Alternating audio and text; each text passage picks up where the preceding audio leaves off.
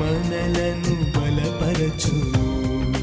సమృద్ధి అయిన ప్రభుని జీవం సమృద్ధిగా మనలను బలపరచు.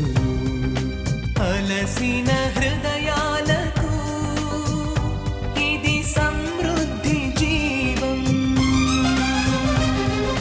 విరిగిన హృదయాలకు వాక్యామృత జీవం. ఓ నేస్తమా వీక్షించుమా యేసులో సమృద్ధి జీవం. ఓ నేస్తమా వీక్షించుమా యేసులో సమృద్ధి జీవం. యేసులో సమృద్ధి జీవం. యేసులో సమృద్ధి జీవం. యేసులో సమృద్ధి జీవం. యేసులో సమృద్ధి జీవం. సమృద్ధి జీవం. సమృద్ధి జీవం. సమృద్ధి జీవం. సమృద్ధి జీవం.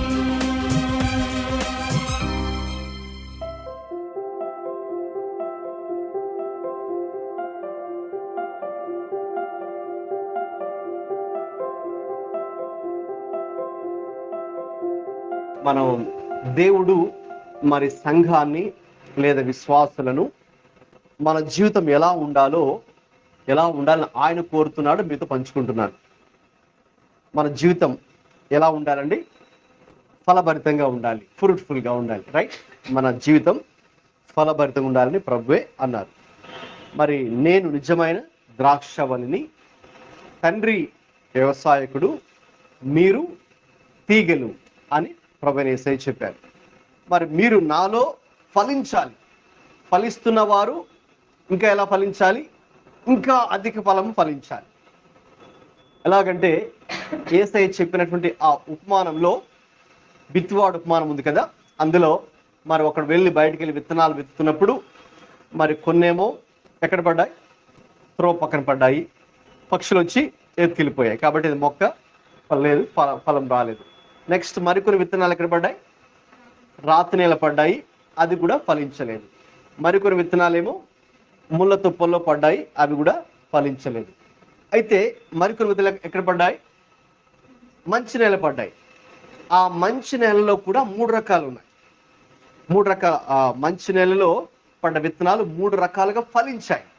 కొన్నేమో 30 30%, కొన్నేమో 60 60%, కొన్నేమో 100 ఫలించాయి. 100% ఫలించాయి.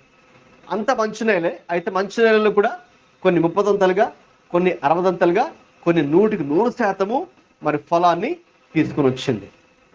కాబట్టి ఆ రైతుకి మరి ఏది సంతోషంగా ఉంటుంది? 100% ఏదైతే ఫలం ఇచ్చిందో వాటిని బట్టి ఆ వ్యవసాయకుడు సంతోషిస్తాడు. అలాగే ప్రభు అయిన యేసయ్య కూడా మనల్ని చూసి ఎప్పుడు సంతోషిస్తాడు. ఎలాగైతే మన పిల్లల్ని చూసి వాళ్ళు గనక ఎగ్జామ్స్లో మంచి మార్కులు తెచ్చుకుంటే, లేక క్లాస్లో first rank, second rank, third rank వస్తే కదండి మనం ఎలా సంతోషిస్తాం?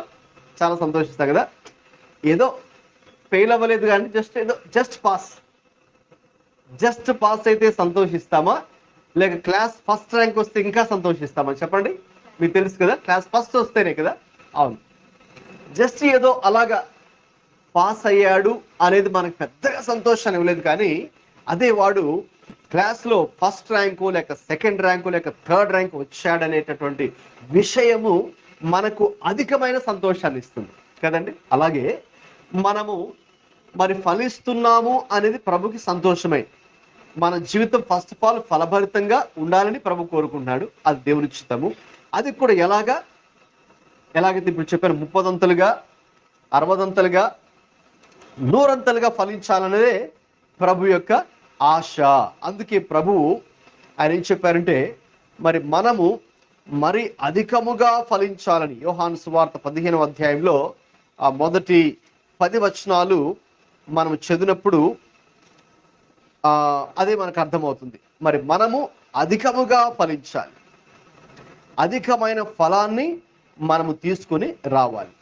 అంటే ఎలాగంటే ఏదో నేను ఫలిస్తున్నానులే చాలు, అంటే జస్ట్ పాస్ అయ్యానులే చాలు అనుకోవడం కాదు, కానీ ఏదో యావరేజ్గా ఉన్నాను చాలే అని అనుకోవడం, దాంతో సంతృప్తి చెందడం కాదు, కానీ ఆ యావరేజ్ లైఫ్ స్టైల్లో నుంచి మనం ఎదగాలన్నమాట. ఓకే, మరి అధికమైన ఫలాన్ని ఇవ్వడానికి ఎదగాలి. అయితే నేను మీతో కొన్ని విషయాలు పంచుకొని పోయిన వారము, అలాగే లాస్ట్ వీక్ ఆన్లైన్లో మనం ఈవినింగ్ పెట్టినప్పుడు మీతో ఏం పంచుకున్నానంటే, మరి ప్రభు అయితే మనం ఫలించాలని కోరుతున్నాడు, ఫలభరితమైన జీవితం ఉండాలని ఆశిస్తున్నారు. అయితే ఏది ఫలించాలి? కొంతమంది ఏమనుకుంటారంటే, నేను బాగా డబ్బు సంపాదించేస్తున్నానండి అంటే నేను బాగా ఫలిస్తున్నాను అని అర్థం. లేకపోతే నాకు 3 ఉద్యోగాలు వచ్చేసాయండి కాబట్టి నేను బాగా ఫలిస్తున్నాను దేవుళ్ళో.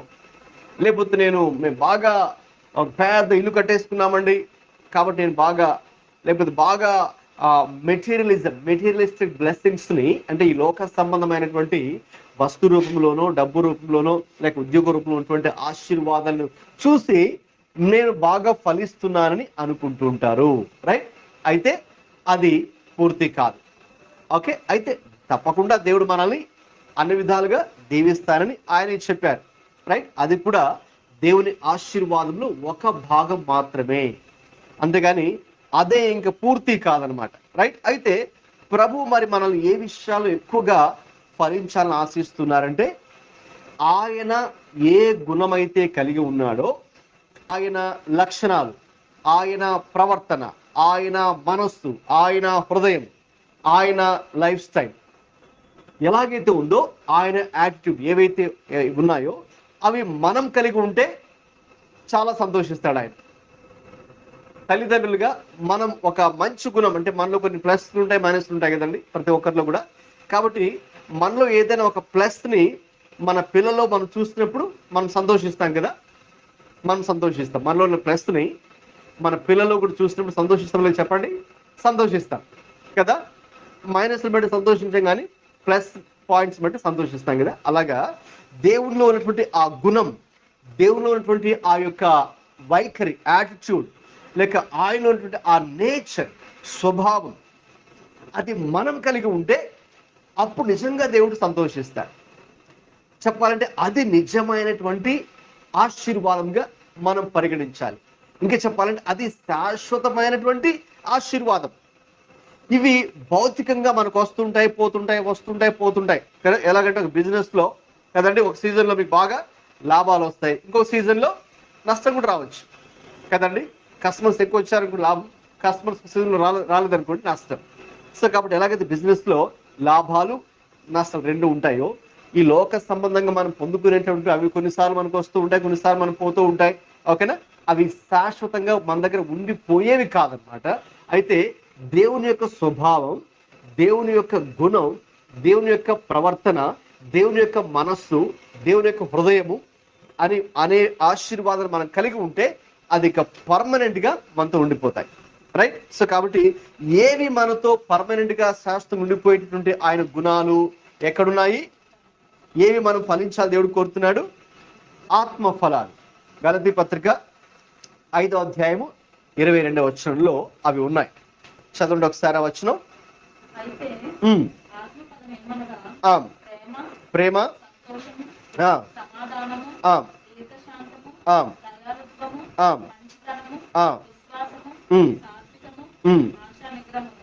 చాలు. ఆశా నిగ్రహం ఎన్నండి? మొత్తం 9 ఉన్నాయి. కాబట్టి ఆ 9 ఫలాలు మనము కలిగి ఉండాలని దేవుడు కోరుతున్నారు. వాస్తవం చెప్పాలంటే అది ఇట్స్ ఓన్లీ 1 ఫ్రూట్, ఒక ఫలమే. ఓకే, ఇది చెప్పాలంటే ఎలాగంటే ఇప్పుడు ఒక చెట్టు ఉందనుకుందాం, ఒక మ్యాంగో ట్రీ. ఒక ట్రీలో చాలా మ్యాంగోస్ ఉంటాయి కదా, లేక ఒక యాపిల్ ట్రీ ఒకటే కానీ ఎన్నో ఫలాలు కదండి. అలాగా it's just 1 fruit, okay, with 9 different flavours. కాబట్టి ప్రభు మనము ఆ ఫలాలు ఫలించాలని దేవుడు కోరుతూ ఉన్నారు. అది ఏంటి? ఆయన స్వభావం. ఇప్పుడు దాకా నేను చెప్పినటువంటి గుణాలు ఆయన స్వభావం. ఆయన మనస్సు, ఆయన వైఖరి, ఆయన జీవనశైలి, హిస్ లైఫ్ స్టైల్ అందులో మనం చూస్తున్నాం కదండి. గడిచిన 2 వారాలు కూడా మొదటిగా మీతో ఏం పంచుకున్నాను చెప్పండి?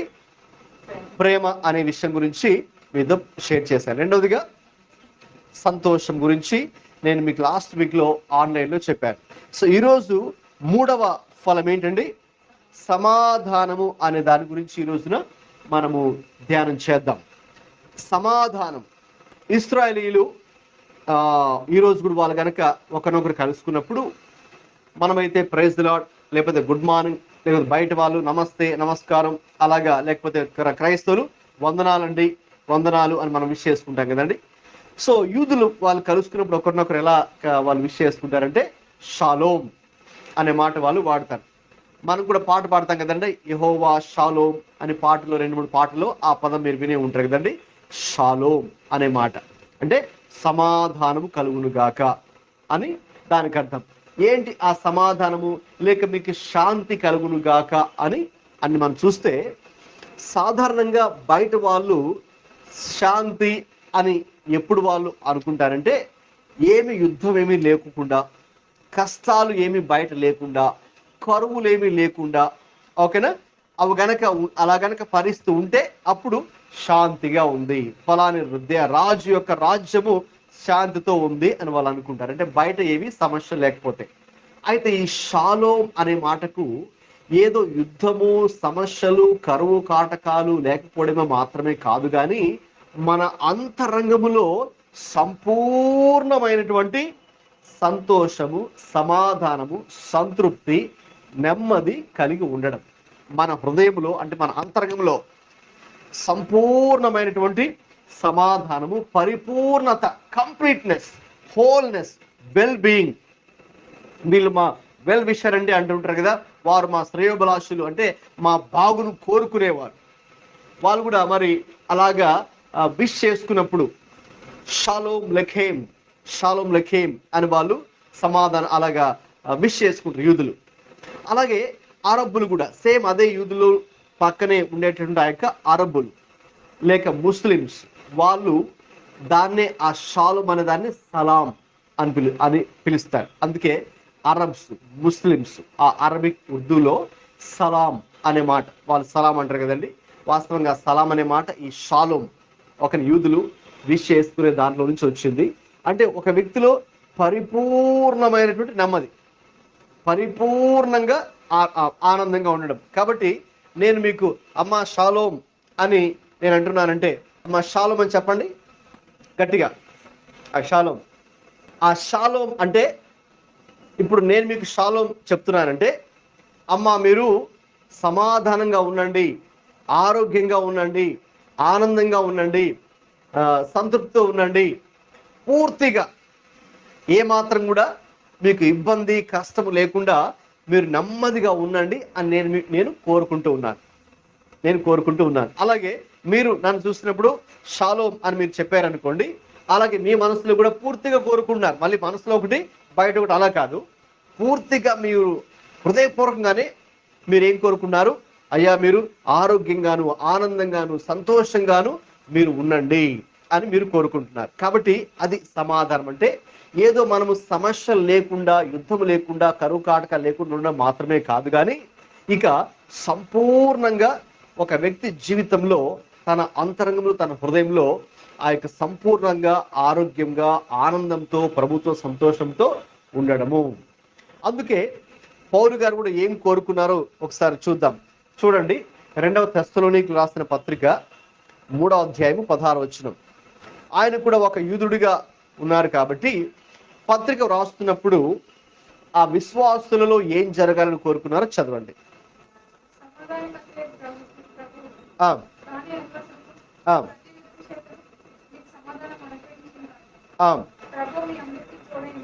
రైట్. ఆయన ఏం కోరుకుంటున్నారు?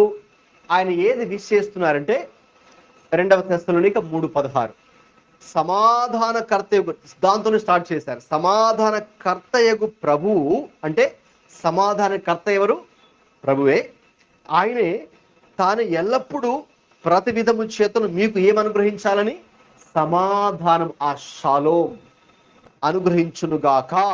ప్రభు మీ అందరికీ తోడై ఉండునుగాక. అంటే వాళ్ళ దృష్టిలో వాళ్ళు మీకు షాలోమ్ చెప్పినప్పుడు ఇది ఏదో ఒక వందన వచనం మాత్రమే, గ్రీటింగ్ మాత్రమే కాదు, ఇట్స్ ఎ బ్లెస్సింగ్. ఇది ఒక ఆశీర్వాదం. షాలోమ్ అనేది not just greeting, but it's a blessing. అది ఒక ఆశీర్వాదం. అందుకే యేసయ్య కూడా పునరుత్థానం చెందిన తర్వాత వాళ్ళందరూ కూడా సముద్రం దగ్గర ఉంటే వచ్చి ఆయన ఏం చెప్పారు వాళ్ళకి? చదవండి, లూకా సువార్త 24:36. యేసయ్య కూడా తన శిష్యులతో ఏం మాట్లాడారు? ఫస్ట్ పునరుత్థానం చెందిన తర్వాత వారిలాగు మాట్లాడుచుండగా ఆయన వారి మధ్యలో నిలిచి, రైట్, ఆయన కూడా కనబడగానే షాలోమ్ లెఖేమ్ అన్నారు. ఆయన కూడా ఓకే, ఆయన కూడా షాలోమ్ అని వాళ్ళని విష్ చేశారు, వాళ్ళని గ్రీట్ చేశారు. అంటే దాని అర్థము మీకు సమాధానము గాక, మీకు సమాధానం అవును గాక.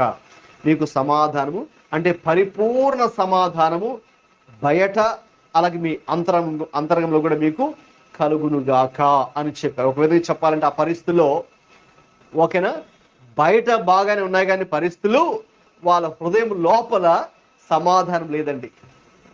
హృదయం లోపల వాళ్ళ శిష్యులకి ముఖ్యంగా అక్కడ సమాధానం లేదు. ఎందుకంటే అందరు కూడా టెన్షన్తో ఉన్నారు. ఎందుకంటే మరి ప్రభువుని చంపేశారు, తీసుకెళ్ళిపోయి ఇంకా సిలువేశారు, చంపేశారు, సమాధి చేశారు. ఓకేనా, ఇంకా వీళ్ళేమో అందరూ పారిపోయి దూరంగా ఎక్కడో ఒక రూమ్లో పైన ఉండి తలుపులు వేసి గడులు పెట్టేసుకొని భయపడతామో ఇంకా మా గురుగారిని చంపేస్తారు కదా యేసయ్యని, ఇంకా మమ్మల్ని వెతుక్కుంటే ఎక్కడెక్కడ మమ్మల్ని చెబుతుకుంటే ఆయన శిష్యులు కదా మేమందరూ కూడా. కాబట్టి ఆ యూదులందరికీ మేమంటే ఇష్టం లేదు, మా గురువు గారంటే ఇష్టం లేదు, అందుకే ఆయన తీసుకెళ్ళి చంపేశారు, సిలువేశారు. కాబట్టి మేము ఆయన శిష్యులను తెలుసు, కాబట్టి మమ్మల్ని చూస్తే మమ్మల్ని తీసుకెళ్ళి చంపేస్తారు, సిలువేసేస్తారు అని దూరంగా వెళ్ళిపోయి వాళ్ళు ఒక ఇంట్లో ఉండి లోపల తలుపు పెట్టేసుకొని గడి పెట్టేసుకొని భయంతో వాళ్ళు వణుకుతున్నారనమాట శిష్యులందరూ. బయట అంత నార్మల్గా ఉన్న సిచ్యువేషన్, లోపల హృదయంలో మాత్రం వాళ్ళ మనసులో గలిబిలి, గాబరపడిపోతున్నారు. గలిబిలి, భయం, ఆందోళన, టెన్షన్. ఆ పరిస్థితిలో ఈరోజు ఏం చెప్పారండి? మీకు సమాధానం కలుగునుగాక అన్నారు. అంటే మీ అంతరంగంలో, అందుకే ఈ మాట సమాధానం అనే దానికి అది అర్థం. బయట మాత్రమే మీ పరిస్థితులు బాగా ఉండడం కాదు, కానీ మీ మనస్సులో, మీ హృదయంలో, రైట్, మీ అంతరంగంలో ఓకేనా మీకు సమాధానం కలుగునుగాక. సో ఒక విధంగా చెప్పాలంటే మీకు గనక బ్లడ్ ప్రెషర్ టెస్ట్ చేస్తే మీ బ్లడ్ ప్రెషరు, బీపీ నార్మల్గా ఉండాలి కదా. సో ఏదైనా భయంలో టెన్షన్లో ఉన్నారనుకోండి, మీ బ్లడ్ ప్రెషరు పెరిగిపోద్ది అనమాట కదా. టెస్ట్ చేస్తారు కదమ్మా, అది పెట్టి. సో మీకు ఆ సమాధానం, యేసయ్య ఇచ్చే సమాధానం పరిపూర్ణంగా ఉందంటే అర్థం మీ బీపీ ఎలా ఉంది? నార్మల్గా ఉంది అని అర్థం. కాబట్టి యేసయ్య చెప్పినటువంటి ఆ మాట చాలా అర్థవంతమైన మాట. అయితే మనకు ఈ సమాధానము ఎవరు ఇస్తారు? ఈ సమాధానం మనకి ఎక్కడ దొరుకుతుంది? రైట్, ఈ రోజుల్లో ప్రజలకు అన్నీ ఉన్నాయి కానీ ఏది లేదు? మనశ్శాంతి లేదు కదండి. అన్నీ ఉన్నాయి, వాళ్ళకి డబ్బులు ఉండొచ్చు, పెద్ద ఇల్లు ఉండొచ్చు కదండి, వాళ్ళకి పెద్ద కార్లు, బంగ్లాలు అన్నీ ఉండొచ్చు, ఆస్తులు, పొలాలు, స్థలాలు అన్నీ ఉండొచ్చేమో కదా. అయితే ఏది లేదు వాళ్ళకి? ఏం లేదమ్మా, మనశ్శాంతి లేదు. మనశ్శాంతి ఎక్కడ దొరుకుతుంది? ఏ షాప్లో దొరుకుతుంది? ఎక్కడ నమ్ముతారా మనశ్శాంతి? తెచ్చుకుందాం, ఒక పావు కేజీనో, అర కేజీనో, హాఫ్ కేజీ ఇస్తారా? ఎక్కడ ఏ సూపర్ మార్కెట్ కూడా ఎక్కడ కూడా అమ్మరు కదా. ఎక్కడ దొరుకుతుంది చూద్దాం. చదవండి, యెషయా 9:6 చదవండి. మనకు ఆ సమాధానం ఎక్కడ దొరుకుతుందో చూద్దాం.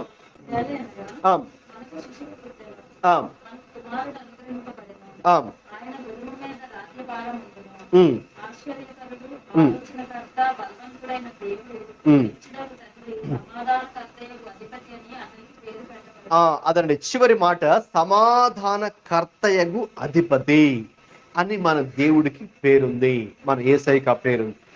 సో సమాధానకర్త అంటే ఇప్పుడు మనం సృష్టికర్త అంటున్నాం, అంటే సృష్టిని చేసిన వాడు కదా కర్త. ఇప్పుడు సమాధానకర్త అంటే అర్థం ఏంటి?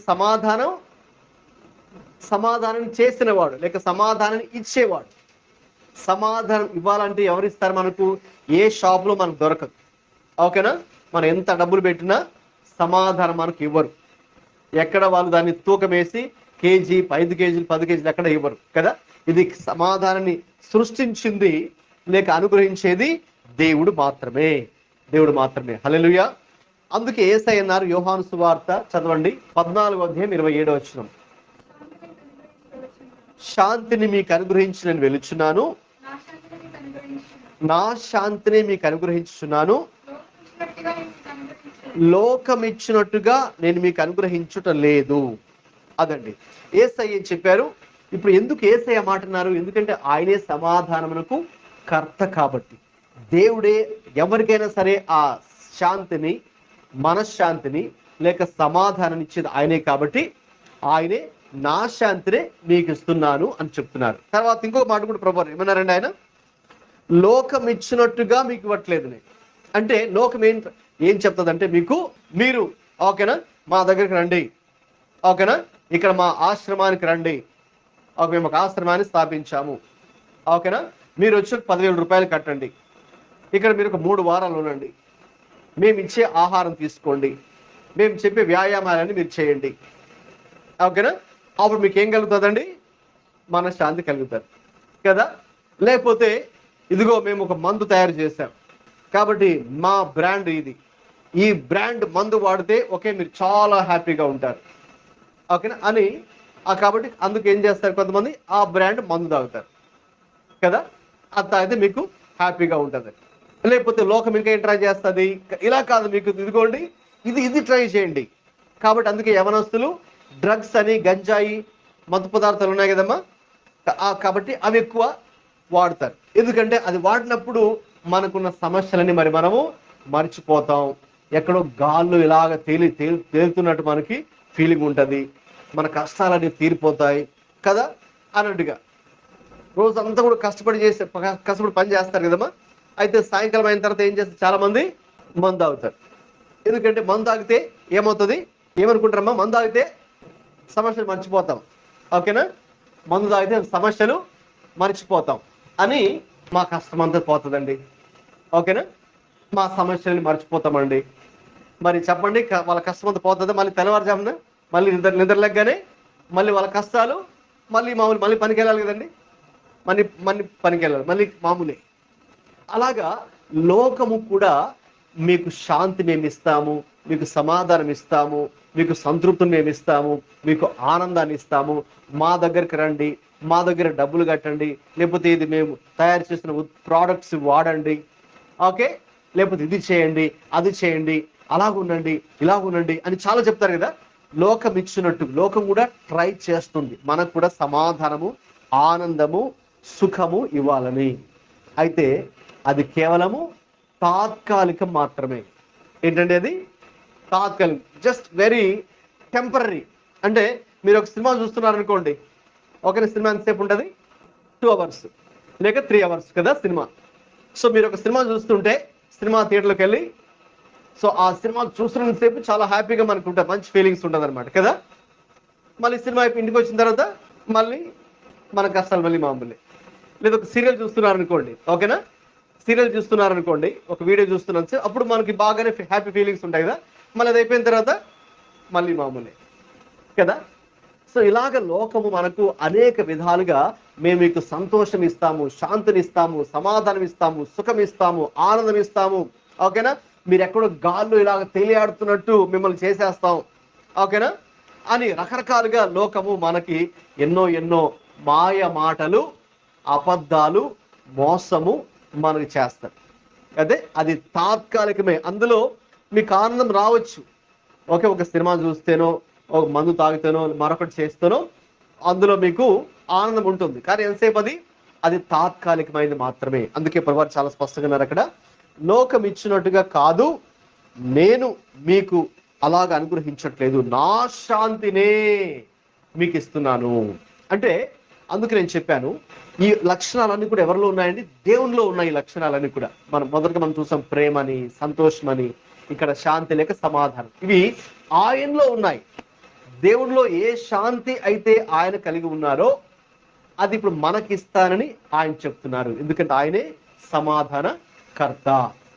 రైట్, ఇప్పుడు అది మీకు ఇవ్వాలంటే యేసు ఏం చేశాడు తెలుసండి, రైట్. నేను దీని గురించి సిద్ధపడుతున్నప్పుడు ఓకేనా, మరి ఒక వాక్యం నేను చూసినప్పుడు మరి నిజంగా యేసయ్య నాకు ఆయన శాంతి ఇవ్వడానికి ఆయన గొప్ప మూల్యం చెల్లించాల్సి వచ్చింది.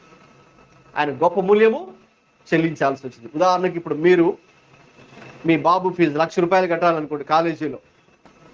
ఓకే, మీరు ఇచ్చారు ₹1,00,000 ఇచ్చి, వాడు వెళ్ళి హ్యాపీ కట్టేసి వచ్చేస్తారు కదా ₹1,00,000.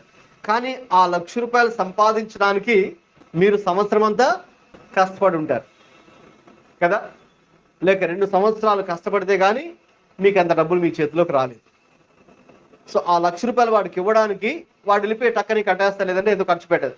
నాకు బండి కావాలని డిమాండ్ చేస్తాడు అనుకోండి, ఓకే నాకు ₹1,00,000 బండి కావాలి, ఒకళ్ళు బైక్ చాలా బాగుంది, పెద్ద బైక్, నాకు అలా బైక్ కావాలి కొనిపెట్టండి అని ఓకే అన్నాడు అనుకోండి. ₹1,00,000 ఆ బైక్. సరే, ఆ ₹1,00,000 వాడు వెళ్ళిపోయి హ్యాపీగా వెళ్ళి షాప్లో కొనేసాడు, ఒక హాఫ్ అన్ అవర్లో కొనుక్కొని వచ్చేసాడు. మీరైతే ఆ ₹1,00,000 సంపాదించడానికి చాలా కష్టపడ్డారు కదండి. 2 సంవత్సరాలు మీరు కష్టపడితే అంత డబ్బు వచ్చింది.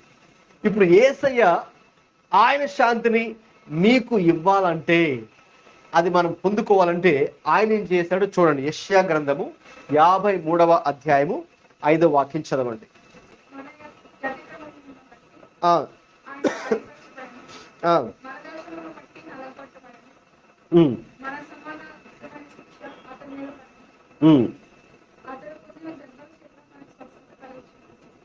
అదండి.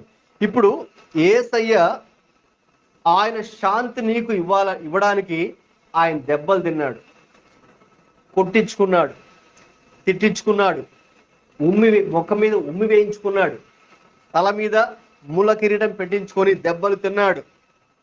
ఆయన్ని తన్నారు, గుద్దారు, కొట్టారు, ఆయన గడ్డ మీద లాగారు, బట్టలు చించి అపహాస్యం చేశారు, వీడా అని నవ్వుకున్నారు.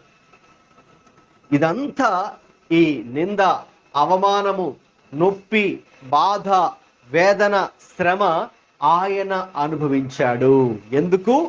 మనకు స్వస్థతని, సమాధానమును, ఆనందమును, సంతృప్తిని, నెమ్మదిని, సుఖాన్ని మనకు ఇవ్వడానికి ఆయన మరి అంత బాధ, శ్రమ అనుభవించి మనకు ఆయన మూల్యాన్ని చెల్లించారు. ఒక మాట చెప్పాలంటే he paid the price to give us the peace. మనకు ఆ శాంతిని ఇవ్వడం కోసం ఆయన మూల్యాన్ని చెల్లించారు. కాబట్టి ఇప్పుడు ఆయన పొందిన దెబ్బలలో, ఆయన అనుభవించిన శిక్షలో, ఆయన ఎదుర్కొన్నటువంటి ఆ బాధ, ఆ నింద, ఆ దెబ్బలు, ఆ అవమానం నలుగురిలో పబ్లిక్ గా, అంతే కదండి. ఇప్పుడు ఎవరైనా నలుగురిలో ఎవరైనా మనల్ని ఒక మాట అంటే మనం ఎంత ఫీల్ అయిపోతాం, ఎంత బాధపడిపోతాం కదా. అలాంటిది నలుగురు కాదు, అక్కడ కొన్ని వందల మంది ఉన్నారు. అంతమందిలో ఆయన్ని పట్టుకొని అలాగ కొట్టారు, ఆయన్ని అలాగ ఇది చేశారు. కాబట్టి ఆయన మనకు సమాధానం ఇవ్వడం కోసం ఆయన మూల్యాన్ని చెల్లించారు. సరే, ఈ రోజున క్లుప్తంగా మరి ఆయన ఇచ్చే సమాధానం ఎవరు పొందుకుంటారు? ఆయన శాంతి అన్నాడు కదా, నేను ఇచ్చున్నా, నా శాంతిని మీకు అనుగ్రహించున్నాను అన్నాడు కదా. ఆయన లోకం ఇచ్చినట్టుగా కాదు, నా శాంతిని మీకు ఇవ్వాలని కోరుకుంటున్నాను చెప్పారు కదా. ఇప్పుడు ఆయన ఇచ్చే శాంతి నువ్వు పొందుకోవాలంటే, ఎందుకంటే చాలా సార్లు మన జీవితాల్లో విశ్వాసుల కుటుంబాల్లో నేను గమనిస్తున్నాను, సాతానుడు ఏం చేస్తున్నాడంటే యేసయ్య మనకిచ్చినటువంటి శాంతిని వాడు దొంగలించడానికి ప్రయత్నం చేస్తున్నాడు. సైతాన్ గాడు వాడు ఒక దొంగ ఏం చేస్తాడు? దొంగ ఎందుకు వస్తాడు మన ఇంటికి? మనకు సాయం చేసి వెళ్ళిపోవడానికి కదా. మన కష్టం నుండి ఆదుకొని వెళ్తాడు కదా. దొంగ వచ్చామా ఏం చేస్తాడు? మరి పట్టుకెళ్ళిపోతాడు. మీకు ఇవ్వడానికి అది మీ దగ్గర ఉంది, లాక్కొని వెళ్ళడానికి. మీ దగ్గర చైన్ ఉంటే కూడా చైన్ కూడా తెంపుకొని వెళ్ళిపోవడానికి, ఇవన్నీ ఉంటే అవి కూడా లాక్కొని వెళ్ళిపోవడానికి వాడు వస్తాడు. దొంగతనము, హత్య, నాశనం చేయడానికి వాడు వస్తాడు. బైబిల్లో ఉందన్నమాట, యోహాను 10:10. దొంగోడు దొంగతనం చేయడానికి, హత్య చేయడానికి, నాశనం చేయడానికి వాడు వస్తాడు కదండి. అయితే ఈ రోజుల్లో విశ్వాసుల జీవితాల్లో, విశ్వాసుల కుటుంబాల్లో సాతానుగాడు ఒక దొంగలాగా వస్తున్నాడు. వచ్చి దొంగతనం చేస్తున్నాడు. ఏ దొంగతనం చేస్తున్నాడు? మన డబ్బులో, మన నగలో, ఓకేనా, ఇవి కాదు, మన ప్రాపర్టీ డాక్యుమెంట్స్, ఇవి కాదు వాడు దొంగతనం చేస్తుంది. యేసయ్య దేవుడు మనకిచ్చినటువంటి ఆ శాంతిని వాడు దొంగతనం చేసుకుంటూ వెళ్ళిపోతున్నాడు కదండి. అందుకే వాడు ఏదో చిన్న ఇష్యూ పెడతాడు కదండి, భార్య భర్తల మధ్య, పిల్లల మధ్య ఒక చిన్న ఇష్యూ వాడు పెడతాడు. వాడు పెట్టి వాడు దూరంగా ఉండి, ఇప్పుడు చూద్దాం ఓకేనా, మనం కొట్టుకుంటూ ఉంటే, మనం తిట్టుకుంటూ ఉంటే దాన్ని చూసి ఎవరు సంతోషిస్తారండి? సాతానుడు సంతోషిస్తాడు. వీళ్ళకి అంతే బలపెట్టాను నేను, బలపని అయిపోయింది వీళ్ళకి, వీళ్ళు బాగా కొట్టుకుంటున్నారు, తల్లి కూతురు బాగా తిట్టుకుంటున్నారు, ఓకే ఓకే వీళ్ళు బాగా కొట్టుకుంటున్నారు అని వాడు దూరం ఉండి వాడు సంతోషిస్తాడు. సో వాడు ఏం చేశాడు, వచ్చి దొంగగా వచ్చి ఏ దొంగతనం చేశాడు? మీ దగ్గర ఉన్న నగలు వాడేం లాక్కెళ్ళట్లేదు, మీ దగ్గర ఉన్న డబ్బులు ఏం లాక్కెళ్ళట్లేదు. వాడు ఏం చేస్తున్నాడు? ప్రభు మనకి ఇచ్చిన సంతోషం, సమాధానాన్ని వాడు దొంగలిస్తూ ఉన్నాడు కదండి. కాబట్టి చాలా మంది ఆ సమాధానాన్ని కోల్పోతూ ఉన్నారు, ఆ సమాధానాన్ని కోల్పోతున్నారు. అక్కడ మా అనంతపూర్లో మా ఇంటి పక్కన మేము వెళ్ళినప్పుడు అది గమనించాం. ఒక ఫ్యామిలీ, వాళ్ళు క్రిస్టియన్సే, మళ్ళీ పేరుకి వాళ్ళు అబ్రహాము శారని పేర్లు పెట్టుకున్నారు. కానీ వాళ్ళు రోజు గొడవ, తాగేసి వస్తాడు, పనికి వెళ్ళడు, ఇంకా చెప్పాలంటే ఆవిడ వెళ్తుంది పనికి, వీడు తాగేసి ఇంట్లో సోమరిగా ఉంటాడు. పాపం ఆవిడ పిల్లల్ని మరి స్కూల్కి పంపించి ఆవిడ పనికి వెళ్తుంది. ఆవిడ పనికి వెళ్ళి వస్తే కష్టపడి డబ్బులు సంపాదిస్తే వీడు మళ్ళీ వచ్చి ఆవిడ దగ్గర డబ్బులు లాగేసుకొని వెళ్ళిపోయి తాగేసి మళ్ళీ వచ్చి భార్య పిల్లల్ని కొట్టడం, బూతులాడడం. మేము మొన్న మధ్య మా ఊరికి వెళ్ళినప్పుడు, మా సొంత ఊరికి, అక్కడ మేము గమనించి, ఇక నేను ఓకేనా, అప్పుడు మా అక్క కూడా ఉన్నారు, వెళ్ళి అక్కడ వాళ్ళిద్దరిని కూర్చోబెట్టి ఓకేనా, అసలు ఏంటి మీ సమస్య ఓకే అని తెలుసుకొని వాళ్ళతో మాట్లాడి ఓకేనా, వాళ్ళకు కొన్ని మాటలు చెప్పి మనం ఎలా ఉండాలి, ఎలా ఉండకూడదు. మీరు క్రైస్తవులని చెప్తున్నారు ఓకేనా, అబ్రహాము శారని పేర్లు పెట్టుకున్నారు, మరి ఏంటి నువ్వు చేసే పని ఏంటి, మీరు మాట్లాడే మాటలేంటి ఓకేనా అని వాళ్ళకు కొన్ని విషయాలు చెప్పి ఓకేనా, మనం ఏం చేయాలి ఏం చేయకూడదు అని వాళ్ళకి చెప్పి, మరి వాళ్ళ కోసం ప్రార్థన చేసి మేము వచ్చాం, దేవుని మాట చెప్పి ఓకేనా. ఎందుకంటే వాళ్ళు సమాధానంగా ఉండట్లేదు కదండి. ఇంకా అలాగా చాలా ఫ్యామిలీస్లో ఇక్కడ కూడా నేను చూస్తున్నాం. కొన్ని కుటుంబాల్లో సాతాను గాడు ఏం చేస్తున్నాడంటే, దేవుడు మనకిచ్చిన సమాధానాన్ని మన దగ్గర నుంచి వాడు దొంగతనం చేసుకుంటూ వెళ్తున్నాడు. అందుకే భార్య భర్తల మధ్య వాడు చిచ్చులు పెడతాడు, సమస్యలు సృష్టించేస్తాడు. వారిని విడిపోవాలని వాడు, వాళ్ళు నాశనం అయిపోవాలని వాడు సమస్యలు సృష్టిస్తూ ఉన్నాడు. రకరకాలుగా ఈ రోజుల్లో చాలా భయంకరమైన విషయాలు కూడా జరుగుతున్నాయి. కాబట్టి అందుకే ఇప్పుడు ఆయన ఇచ్చే శాంతిని మనం ఎల్లప్పుడూ కలిగి ఉండాలి అంటే, ఇంకా సైతాన్ గాడు వచ్చి ఏమాత్రం మన మధ్య ఉన్నటువంటి ఆ సమాధానం దొంగతనం చేసుకోకుండా వెళ్లకుండా ఉండాలి అంటే మనం ఎలా ఉండాలి, లేక ఆయన పరిపూర్ణమైన సమాధానం ఎవరి దగ్గర ఉంటుందో కొన్ని విషయాలు త్వరగా మీతో చెప్పేసి ప్రార్థన చేసి మనం బలలో చేవేసి ముగించుకుందాం. చదవండి, యెషయా గ్రంథము 26వ అధ్యాయము 3-4 వాక్యాలు చదవండి.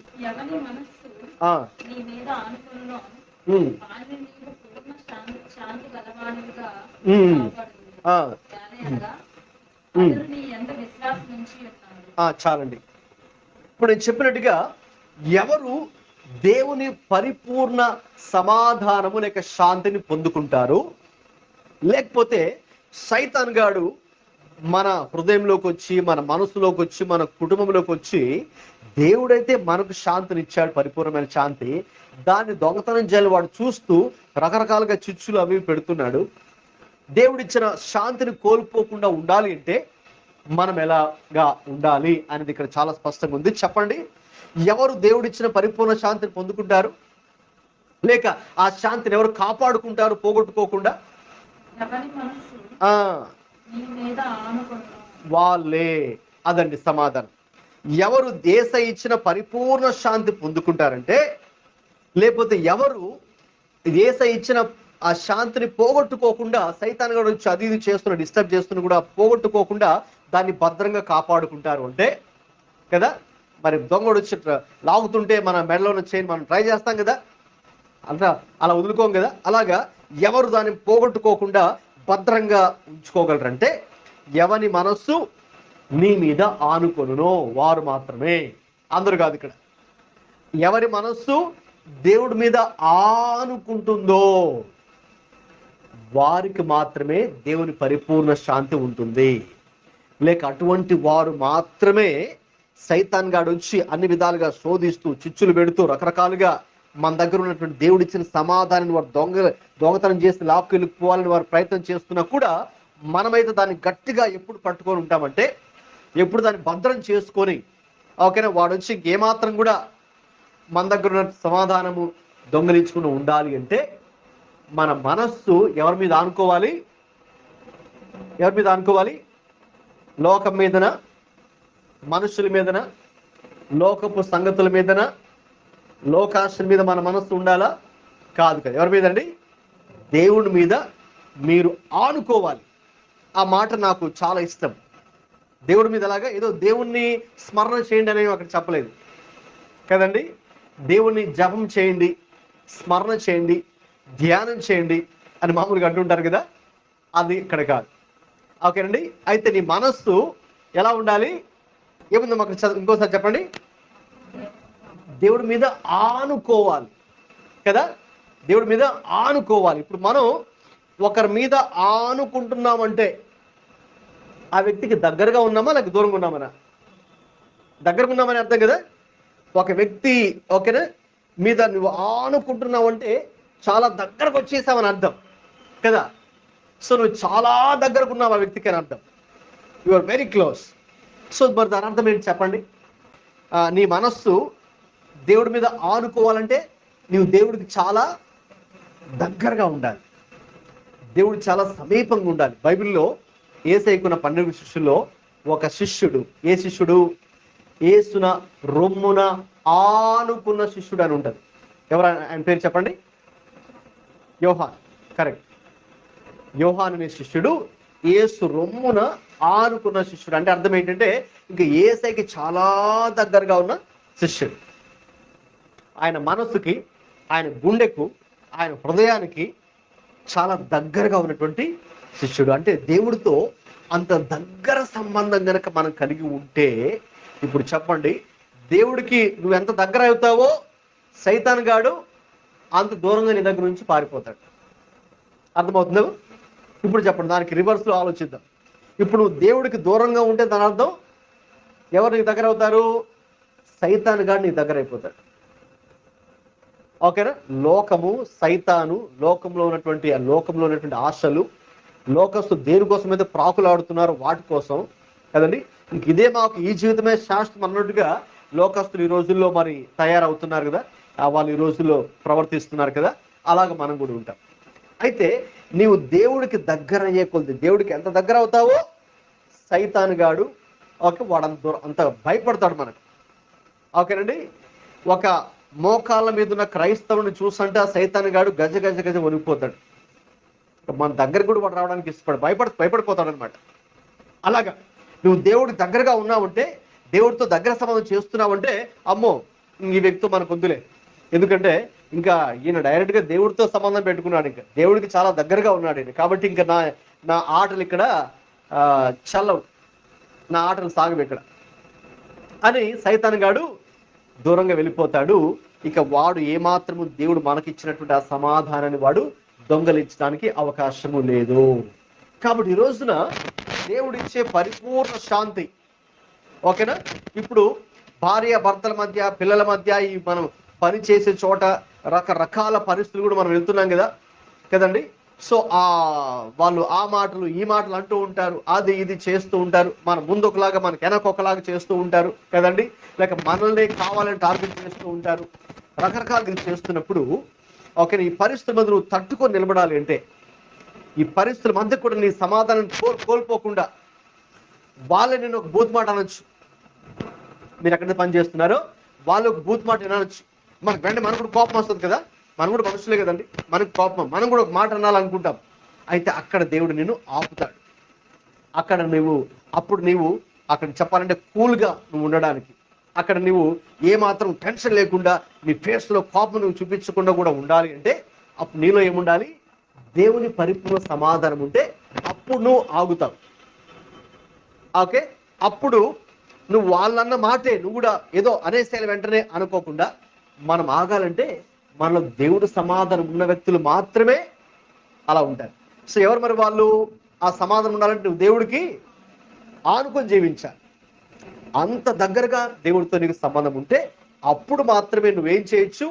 ఇంట్లో అయినా, ఆఫీసులో అయినా, బయట అయినా, స్నేహితుల మధ్య ఉన్నప్పుడు కూడా ఏది కూడా వాళ్ళు రకరకాలుగా ప్రవర్తిస్తున్నా మనం మాత్రం అలాగా మాట్లాడకుండా మనము చాలా కరెక్ట్గా ఉండడానికి దేవుడు మనకు సహాయం చేస్తాడు. కాబట్టి మన మనస్సు దేవుడి మీద ఆనుకోవాలి. అంటే దేవుడికి అంత దగ్గరగా మనం రావాలి. ఇదేదో ఒక్క రోజులో అయిపోయే పని కాదు, రాత్రి జరిగిపోయేది కాదు కదండి. ప్రతిరోజు ఓకే, మనమే ఎఫర్ట్ పెట్టాలి, కాన్షియస్గా ఒక ఎఫర్ట్ పెట్టాలి, మనమే ప్రయత్నం చేయాలి. గట్టి ప్రయత్నం. ఏంటా గట్టి ప్రయత్నం అంటే, ఈ రోజు నేను ఉదయం లేచాను కాబట్టి ఈరోజు ఇంకా నేను ఈ రోజు అంతట్లో కూడా ఓకేనా, నా ఉద్దేశం ఒకటే, నేను దేవుడికి దగ్గర అవ్వాలి, నేను ఇంకా దేవుని ప్రేమించాలి. నిన్నటికంటే ఇంకా ఈరోజు నేను దేవుడికి ఇంకా దగ్గర అవ్వాలి. నిన్నటికంటే, నిన్న ఆయన నేను ప్రేమించిన విధానానికంటే, నిన్న ప్రార్థన చేసిన విధానం కంటే, నిన్న వాక్యం ధ్యానించిన విధానం కంటే ఈరోజు ఇంకా ఎక్కువగా నేను ఆయన ప్రేమించాలి, ఇంకొంచెం ఆయన దగ్గర అవ్వాలి, ఇంకొంచెం ఆయన దగ్గర అవ్వాలి, ఇంకొంచెం ఆయన దగ్గర అవ్వాలి అని ఒక ఆశ మనలో ఉంటే అప్పుడు ఇంకా తప్పకుండా ఎక్కడున్నా కూడా ఇంక మరి మనం ఎలా ఉంటామంటే గాడ్ కాన్షియస్గా మనం ఉంటాం. ఓకే, ఉదాహరణకి మీరు ఎక్కడ వెళ్తున్నారనుకోండి కదండి, ఈ రోజుల్లో అందరూ కూడా మొబైల్ కాన్షియస్, మొబైల్ ఫోన్ ఉంటుంది అనమాట కదా. సో రింగ్ అవ్వగానే మనకు తెలిసిపోదు కదా, ఒక మెసేజ్ రాగానే టింగ్ అని మెసేజ్ రాగానే మనకు తెలిసిపోద్ది కదా. లేకపోతే నెట్ ఆన్లో ఉంటే వాట్సాప్ కాల్, లేక వాట్సాప్ వచ్చిన కాల్ వచ్చిన మనకు తెలిసిపోద్ది.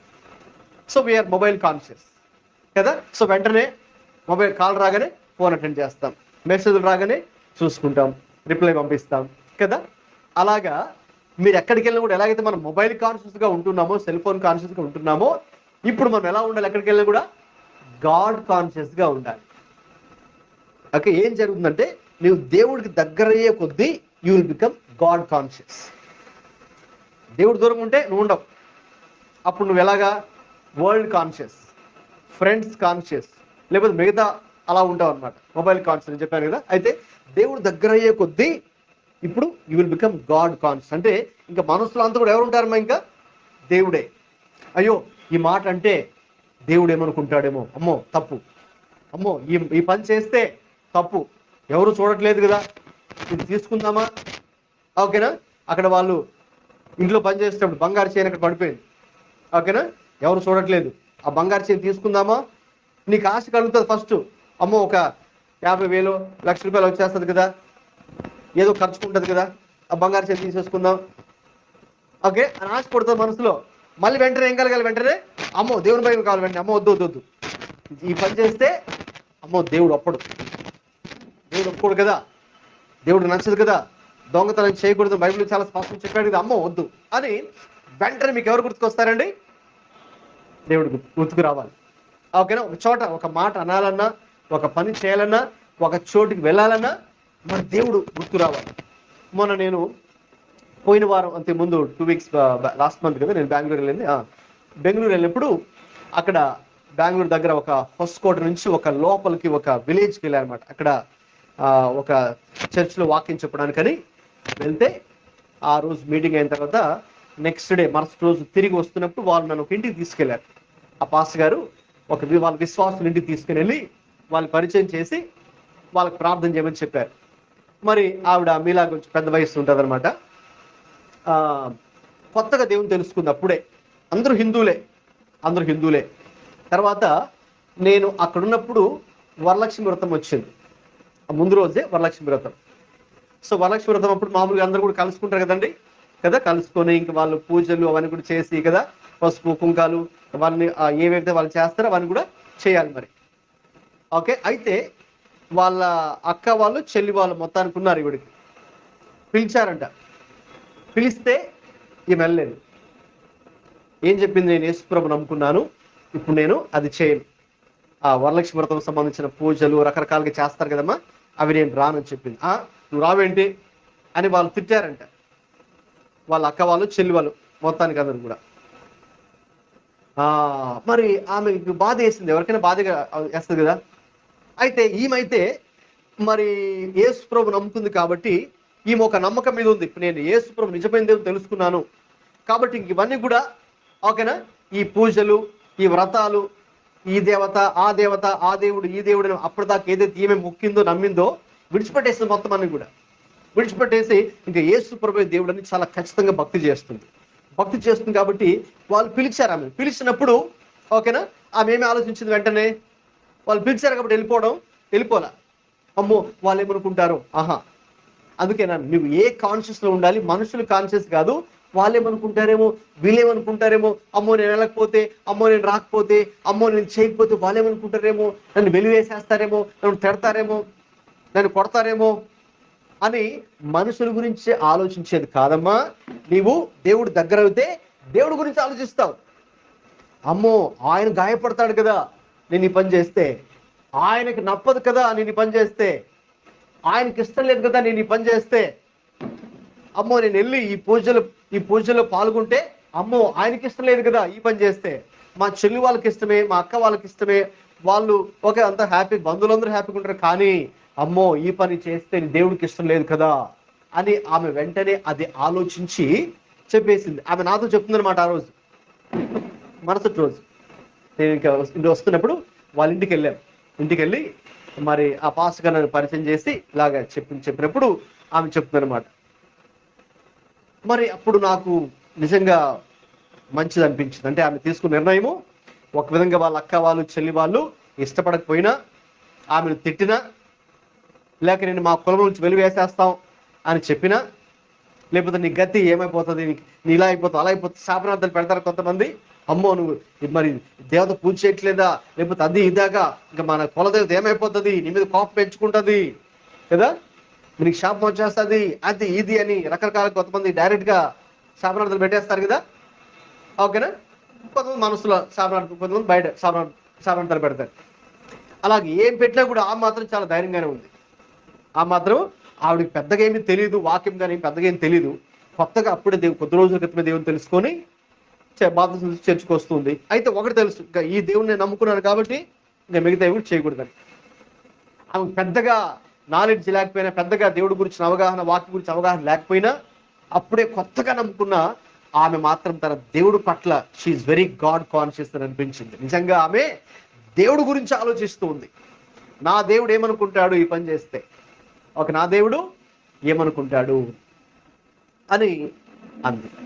అప్పట్లో అమెరికాలో కొంతమంది యవనస్తులు మామూలుగా ఫ్రెండ్షిప్ బ్యాండ్ లాగా పెట్టుకుంటారు కదా, ఆ ఫ్రెండ్షిప్ బ్యాండ్ లాగా దాని మీద ఒక 4 letters తెలుసు, అది WWJD, what would Jesus do అని వాళ్ళు రాసుకొని 4 అక్షరాలు, అంటే యేసు ప్రభు ఏం చేస్తూ ఉండేవాడు అంతే, అది కట్టుకొని ఫ్రెండ్షిప్ బ్యాండ్ లాగా ఎక్కడికి వెళ్ళినా కూడా సరే సడన్ గా వాళ్ళ ఫ్రెండ్స్ అరే మందు దాదాం రారా అన్నారనుకోండి, బార్కి వెళ్ళి మందు దాదాం, లేక పబ్కి వెళ్దాము, అక్కడంతా అందరూ కూడా డాన్సులు వేస్తున్నారు, ఆ డాన్సులు చూసుకుంటూ మనం మందు తాగుదాం, ఓకేనా, ఇలాంటి పబ్ పక్కనే ఉంది, ఓకేనా, అలాంటి చోటు వాళ్ళ ఫ్రెండ్స్ పిలిచారనుకోండి, వీళ్ళు వెంటనే చూసుకుంటారు అనమాట. ఏముంది అక్కడ, యేసు ప్రభు ఉంటే ఏం చేస్తుండేవాడు, వాట్ వుడ్ జీసస్ డూ, ఒక్కసారి ఆలోచిస్తారు వాళ్ళు. ఫస్ట్ ఫ్రెండ్స్ పిలిచారు, రారు అక్కడికి వెళ్దాం, అక్కడ డాన్స్ వేస్తున్నారంట, మందు తాగుతూ మనం ఆ డాన్స్ చూడొచ్చు, ఎంజాయ్ చేయొచ్చు అన్నారనుకోండి, వాడు వెంటనే చూస్తారు వాట్ వుడ్ జీసస్ డూ, యేసు ప్రభు ఉంటే ఏం చేస్తుండేవాడు, యేసు ప్రభు ఉంటే అక్కడికి వెళ్ళుండేవాడా, ఆ మందు తాగుతూ డాన్స్ వేస్తారు కదా, ఓకేనా, అక్కడికి వెళ్ళుండేవాడా, ఆ రికార్డ్ డాన్స్ దగ్గరికి యేసు ప్రభు ఉంటే వెళ్ళుండేవాడా అని వీళ్ళు ఆలోచించుకుంటారు. అమ్మో యేసు ప్రభు ఉంటే అక్కడికి వెళ్ళుండేవాడు కాదు కాబట్టి నేను కూడా వెళ్ళను, సారీ నేను రారా, వెంటనే అది గుర్తు కోసం వాళ్ళు ఇనిషియల్గా చేశారంట అలాగా. అంటే వాళ్ళు ఎవరు, గాడ్ కాన్షియస్ పీపుల్ కదా.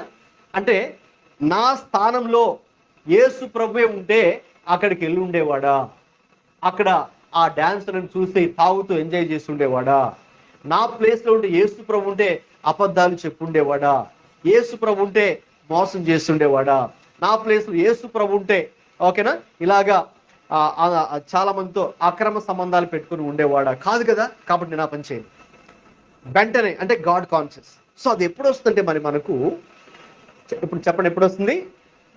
నీ మనసు దేవుడి మీద ఆనుకోవాలి. అంతేగాని దూరం దూరంగా ఉంటే అది జరగదు. యేసు ప్రభుకి హాయ్ బాయ్ రిలేషన్షిప్ లో ఉంటే అది జరగదు. చాలా మంది యేసు ప్రభుతో ఎలా ఉంటారండి?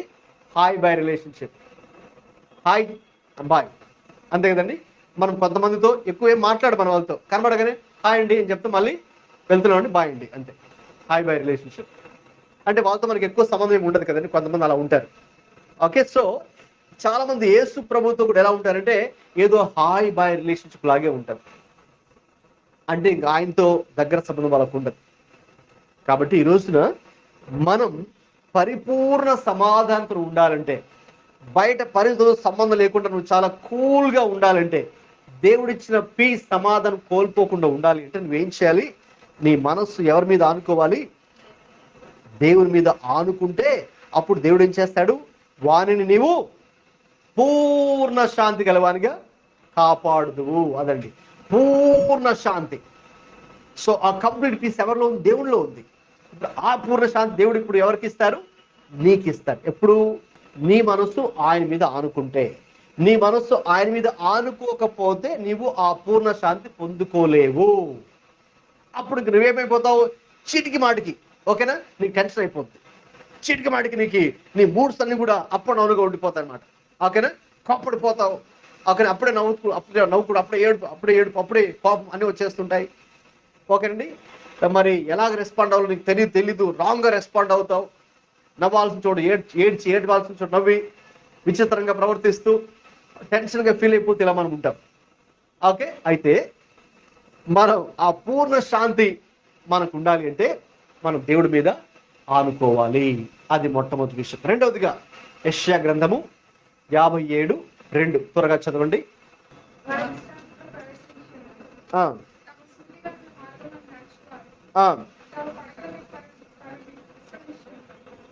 చాలండి. తమకు సూటిగానున్న మార్గమున నడుచువారు, those who walk uprightly. Okay, సూటిగానున్న మార్గమున నడుచువారు అంటే దీని అర్థము సూటిగానున్న స్ట్రైట్ ఫార్వర్డ్గా. ఓకేనండి, ఇంకా వంకర టెంకరగా కాదు, అడ్డదిడ్డంగా కాదు. ఓకేనండి, సూటిగా నడుచువారు అంటే దేవునితో యథార్థంగా దేవుని విషయాల్లో ఓకేనా వాళ్ళు మసలుకునేవారు లేక నడిచేవారు. ఓకేనా, దోస్ టు వాక్ అప్రైట్లీ. ఓకేనా, అటువంటి వారు మాత్రమే పరిపూర్ణమైనటువంటి సమాధానాన్ని పొందుకుంటారు. పరిపూర్ణమైన సమాధానం ఇదే. ఒకసారి 30వ అధ్యాయము 21 కూడా రండి. యెషయాని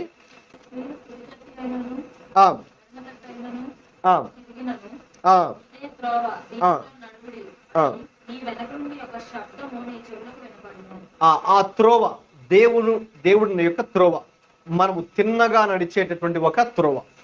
కాబట్టి విశ్వాసులుగా మనకు పరిపూర్ణ శాంతి కావాలి అంటే ఏ మార్గంలో నడవాలండి? దేవుని మార్గంలో నడవాలి. ఓకేనా, సో దేవుని మార్గం ఒకటి ఉంది అంటే దాని అర్థం పక్కనే ఏముంటుందండి? మనం తప్పుదారి పట్టించడానికి సాతాను మార్గం కూడా ఉంటుంది, లోకపు మార్గం కూడా ఉంటుంది కదండి, పాపపు మార్గం కూడా ఉంటుంది, లోకులందరూ వెళ్ళే ఒక మార్గం ఉంటుంది. దాన్ని పౌలు గారు రోమాపత్రిక 12:1-2లో ఈ లోక మర్యాద, ఈ యుగ మర్యాద చొప్పున నడువక అని అన్నారు. సో కాబట్టి మన ముందు ఎప్పుడు కూడా 2 మార్గాలు ఉంటాయండి, గుర్తుపెట్టుకోండి. మీరు ఎక్కడున్నా కూడా, ఓకే, మీరు ఒంటరిగా ఉన్నా, నలుగురిలో ఉన్నా, ఎన్నో ఆలోచనలు మన మనసులో మెదులుతూ ఉన్నా, okay, always 2 ways before you. ఒకటేమో దేవుని మార్గం, మరొకటేమో ఇంకా సాతాను మార్గం, అదే లోక మార్గం కదండి. కాబట్టి నీవెప్పుడు పరిపూర్ణ శాంతిని పొందుకోవాలి అంటే చాలా మంది ఏమనుకుంటారంటే నేను లోక మార్గంలో వెళ్తే బాగుంటుంది అనుకుంటారు. లోక మార్గంలో వెళ్తే చాలా నాకు ఆనందము సంతృప్తి ఉంటుంది అనుకుంటారు. కానీ కాదు, అది మీకేదో టెంపరీగా కొంచెం రిలీఫ్ ఇచ్చినట్టుగా ఉంటుంది లోకపు మార్గంలో వెళితే. ఓకేనా, దేవుని మార్గం ఏమో స్టార్టింగ్ ఎలా ఉంటుంది? దేవుని మార్గం ఏమో మనకు కొంచెం కష్టంగా ఉన్నట్టుంటుంది. అమ్మో ఇదే పాస్టర్ గారు ఇది చేయకూడదని చెప్తున్నారు, అది చేయకూడదని చెప్తున్నారు, అమ్మో చాలా కష్టం అండి. ఇప్పుడు మనం కూడా మన పిల్లలకి ఇది చేయొద్దు, అది చేయొద్దు, అక్కడికి వెళ్ళొద్దు, ఇక్కడికి వెళ్ళొద్దు, వాళ్ళని కలవద్దు, వీళ్ళని కలవద్దు అంటే వాళ్ళకి ఎలా ఉంటుందండి? పిల్లలకి వాళ్ళు ఇష్టపడరు కదా, చికాకు. ఏంటి ఎప్పుడు ఎక్కడికి వెళ్ళొద్దు, అక్కడికి వెళ్ళొద్దు, వాళ్ళకి వెళ్ళొద్దు, వెళ్ళదు అంటున్నావు, నా ఇష్టం అని వాళ్ళు అనుకుంటారు. ఇలాగ మనం మాట్లాడితే వాళ్ళు మనల్ని ఇష్టపడరు కదమ్మా. ఎందుకంటే వాళ్ళు ఏం చేయాలనుకున్నారు, ఎక్కడికి వెళ్ళాలనుకుంటే వాళ్ళకి అక్కడికి వెళ్ళాలనుకుంటారు. సేమ్ వే దేవునితో నడక ఎలా ఉంటుందంటే మనకు స్టార్టింగ్లో కొంచెం కష్టంగా ఉంటుంది. అదే ఇరుకు మార్గం అనేది ప్రభువారు మత్తయి సువార్త 5లో 7వ అధ్యాయంలో 2 మార్గాల గురించి ఆయన గురించి చెప్పారు. ఇరుకు మార్గము, విశాల మార్గం. సో దేవునితో నడిచే మార్గం మనకు ఎలా ఉంటుందంటే స్టార్టింగ్లో ఇరుగ్గా ఉన్నటువంటిది, కానీ మీరు వెళ్ళే కొలది ఎలా ఉంటుందండి? విశాల మార్గంగా ఏర్పడుతుంది. స్టార్టింగ్లో మనకు కొంచెం ఇరుగ్గా కష్టంగా అనిపిస్తుంది అనమాట. ఇదేంటి అలాగే ఇలాగని, ఓకేనా, ఇబ్బందిగా అనిపిస్తుంది. కానీ అందులో మీరు కనుక అడుగేసి, ఓకే, ఎక్కడ చూడకుండా, ఎవరి వైపు చూడకుండా దేవుడి వైపు చూస్తూ వెళ్తూ ఉంటే అది విశాలమవుతుంది. అయితే దానికి ఆపోజిటే లోకపు మార్గం, సాతాను మార్గం. ఓకేనా. పాపం ఎలా ఉంటుంది? ఫస్ట్ చూడడానికి చాలా పెద్ద హైవే లాగా ఉంటుంది. ఎవరైనా కూడా పక్కన చిన్న ఇరుకు సర్వీస్ రోడ్డు, హైవే ఉంటుంది. ఎందులో వెళ్ళాలని ఇష్టపడతారండి? హైవే కదా. ఎందుకంటే చాలా విశాలంగా ఉంది, చాలా ఫాస్ట్గా ఈజీగా వెళ్ళిపోవచ్చు. హైవేలో ఏమి కూడా స్పీడ్ బ్రేకర్స్ పెట్టకూడదు, ఓకేనా. కాబట్టి హ్యాపీగా వెళ్ళిపోవచ్చు. కాబట్టి లోక మార్గం ఎలా ఉంటుంది? చూడడానికి చాలా ఆకర్షణీయంగా ఉంటుంది. అందుకే మనకు పాపం అనేది చాలా ఆకర్షణీయంగా ఉంటుంది. చాలా అట్రాక్టివ్ ప్యాకేజీలో మన గిఫ్ట్స్ని ర్యాప్ చేసి గిఫ్ట్ ఇస్తాం కదా, అలాగా లోపల పాపం ఉంటుంది, కానీ బయటకి చూడడానికి చాలా అట్రాక్టివ్ ప్యాకేజీలో ఉంటుంది. కాబట్టి చాలా ఆకర్షణీయంగా, అందుకే చాలా మంది దానికి ఆకర్షితులు అవుతూ ఉంటారు. సో ఇది చాలా హైవేగా ఉంది అని, ఇది చాలా హాయిగా ఉంటుంది, సేఫ్గా ఉంటుంది అనుకుని మీరు అందరూ కనుక అడుగు పెడితే రాను ఎలా అవుతుందండి? అది ఇరుకైపోయి ఇక సాతానుగాడు మనల్ని బందీలుగా చేసేసి, వాడికి బానిసలుగా చేసేసుకొని, వాడి గుప్పెట్లో ఉంచుకొని, ఇంకా మన లైఫ్ అంతా సాతానుగాడి యొక్క కంట్రోల్లోకి వెళ్ళిపోయి, ఇక మనం బయటకు రావాలని కూడా వాడు మనల్ని బయటికి రానివ్వడు. వాడు గుప్పెట్లో ఉంచుకుంటాడు, ఓకేనా. ఇంకా వాడికి మనం అడిక్ట్స్ అయిపోతాం, బానిసలు, స్లేవ్స్గా మారిపోతాం. అది చాలా కఠినమైనటువంటి పరిస్థితి. కాబట్టి మన ముందు ఎప్పుడు 2 మార్గాలు ఉంటాయి, గుర్తుంచుకోండి. అయితే మీరు పరిపూర్ణ శాంతి కావాలి అంటే మాత్రం ఏ మార్గంలో ఉండాలండి? మరి మనం దేవుని మార్గంలోనే ఉండాలి. రైట్, 3వ విషయంలోకి వెళ్దాము. యెషయా గ్రంథము 57:15వ వాక్యం ఒకసారి చదవండి.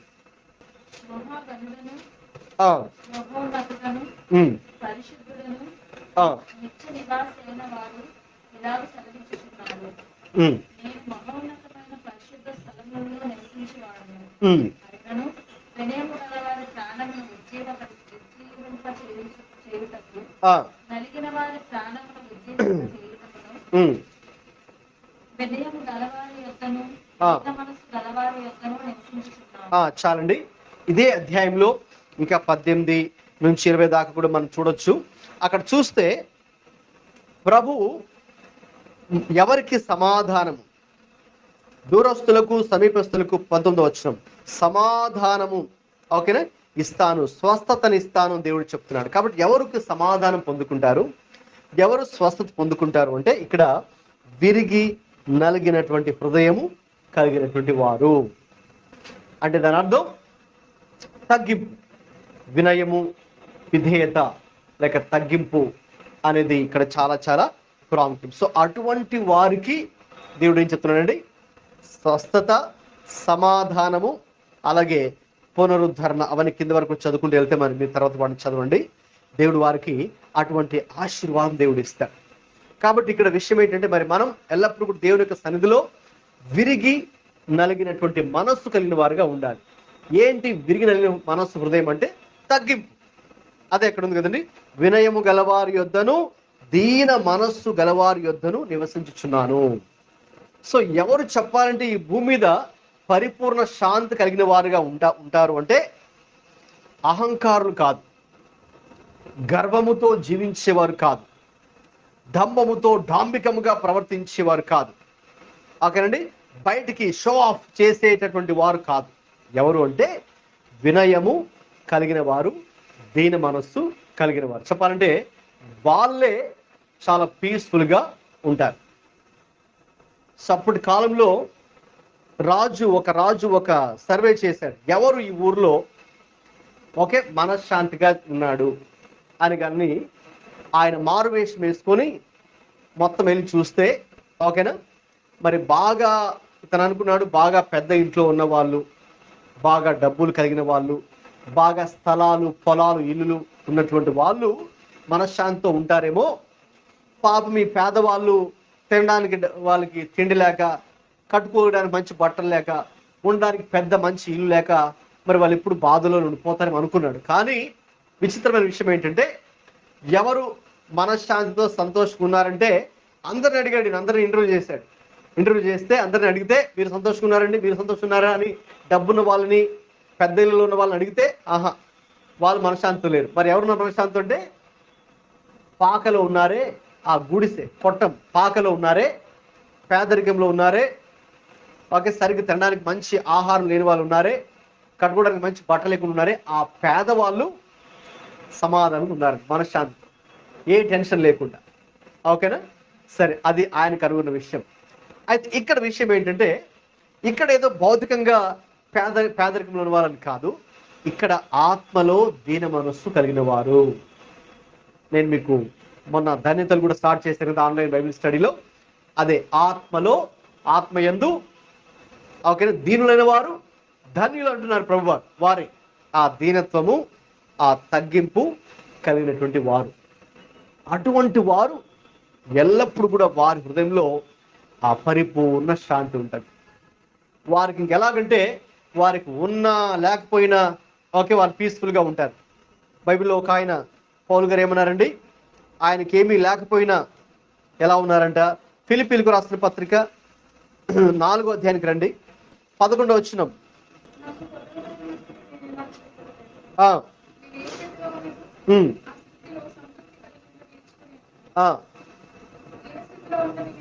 దీనస్థితిలో ఉండే ఎరుగుదును, సంపన్న స్థితిలో ఉండే ఎరుగుదును. కడుపు నిండి ఉండుట, కడుపు ఖాళీగా ఉండుట, సమృద్ధి లేమి, రెండు ఉన్నాయి కదండి అన్ని పరిస్థితులు. కానీ ఈయన మాత్రం చాలా కూల్గా ఉన్నాడు, మనిషి చాలా హ్యాపీగా ఉన్నాడు, చాలా సంతృప్తిగా, చాలా సాటిస్ఫాక్షన్తో ఉన్నాడు. ఎలా ఉన్నాడండి సాటిస్ఫాక్షన్? మనకి కడుపు ఖాళీ ఉండి సాటిస్ఫాక్షన్ ఉంటుందా? లేదు కదా. కడుపు నిండినప్పుడే కదా మనకి సాటిస్ఫాక్షన్. అబ్బా బాగా తిన్నా, మనకి చాలా బాగుంది ఈరోజు, అప్పుడే సాటిస్ఫాక్షన్. కానీ విశ్వాసులకు కడుపు నిండినప్పుడే సాటిస్ఫాక్షన్ కాదు, కడుపు ఖాళీగా ఉన్నప్పుడు కూడా ఆ సాటిస్ఫాక్షన్ దేవుడు ఇవ్వగలడు. అదే దేవుడిచ్చే ఆ పరిపూర్ణమైన శాంతి ఆ భక్తుడు పౌలు గారు కలిగి ఉన్నారు. ఎందుకు? దేని బట్టి? దేవుడిని బట్టి. ఓకేనా? సో ఎందుకంటే ఆయన కూడా దీన మనస్సు, తగ్గింపు కలిగిన వ్యక్తి. సో దేవుడు అతనికి ఆ పరిపూర్ణ శాంతి ఇచ్చాడు. ఇంకొక మాట చెప్పేసి ముగించుకుని త్వరగా రోమాపత్రిక 8:6 చదవండి. ఎవరు ఈ పరిపూర్ణ శాంతి పొందుకుంటారు?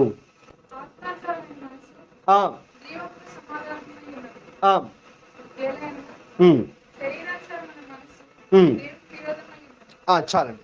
అక్కడ రెండు మాటలు మీరు చూస్తున్నారు, శరీరానుసారమైన మనస్సు, అలాగే ఆత్మానుసారమైన మనస్సు.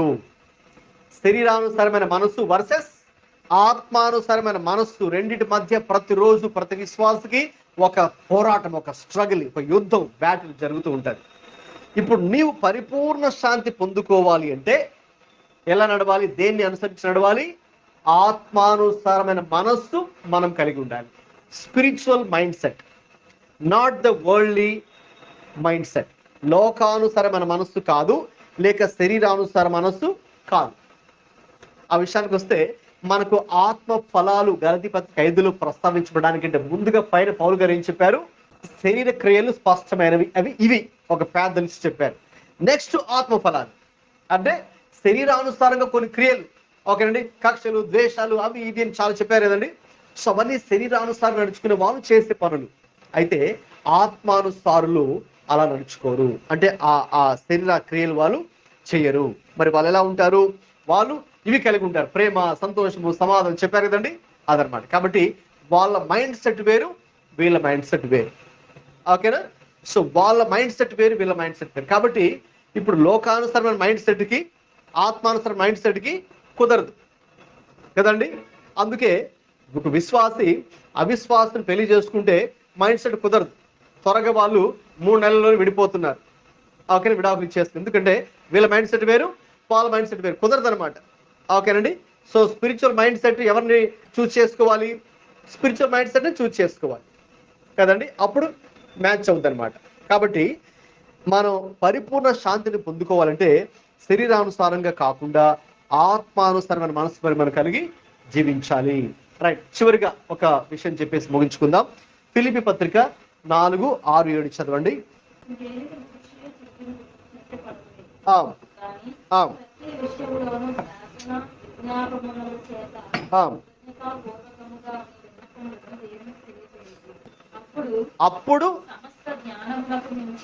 అప్పుడు సమస్త జ్ఞానమునకు మించిన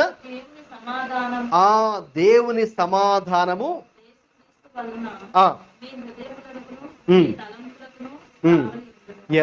యేసయ్య ఇచ్చే సమాధానం ఎప్పుడు మీ హృదయాలకి తలంపులకి కావాలంటుందంటే ఎప్పుడైతే మనం విశ్వాసముతో అన్ని విషయాలలో ప్రార్థిస్తామో. కాబట్టి ఈ రోజున మనకి ఎన్నో రకాల పరిస్థితులు మన ముందు ఉండొచ్చేమో, అంటే మన దగ్గర ఉన్న సమాధానాన్ని దొంగలించే పరిస్థితులు మన ముందు ఈ రోజు ఉండొచ్చేమో. అయితే ఈరోజు మనం ఏం చేయాలి?